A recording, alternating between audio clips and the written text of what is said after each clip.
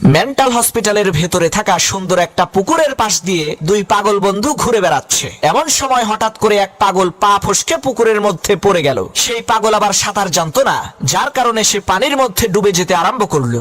নিজের বন্ধুকে ডুবে যেতে দেখে দ্বিতীয় পাগল সাথে সাথে পানির মধ্যে ঝাঁপ দিয়ে অনেক কষ্ট করে ডুবে যাওয়া পাগল বন্ধুকে উদ্ধার করলো। এই খবর যখন মেন্টাল হসপিটালের কর্তৃপক্ষের কাছে পৌঁছালো, তখন তারা আশ্চর্য হয়ে বলতে লাগলো, আরে এই পাগল তো একেবারে সুস্থ হয়ে গেছে। তাকে চিরতরে পাগলাগারদ থেকে মুক্ত করে দেওয়ার জন্য কর্তৃপক্ষের লোকজন তাকে ডেকে এনে বলতে লাগলো, ভাই তোমার জন্য একটা সুসংবাদ আছে আর একটা দুঃসংবাদ আছে। সুসংবাদটা হচ্ছে এই, তোমাকে আজকে চিরতরে পাগলাগারদ থেকে মুক্ত করে দেয়া হবে, কারণ তুমি তোমার বন্ধুর জান বাঁচানোর জন্য যা করছো এ থেকে প্রমাণ হয় তুমি একেবারে সুস্থ স্বাভাবিক, তোমার মাথায় কোনো সমস্যা নাই। আর দুঃসংবাদটা হলো এই, তোমার বন্ধুকে তুমি পানি থেকে উদ্ধার করার কিছুক্ষণ পরেই সে ফাঁসি নিয়ে আত্মহত্যা করেছে, সে আর এই দুনিয়াতে বেঁচে নেই। তখন সেই পাগল বলল, আরে ও আত্মহত্যা করতে যাবে কেন?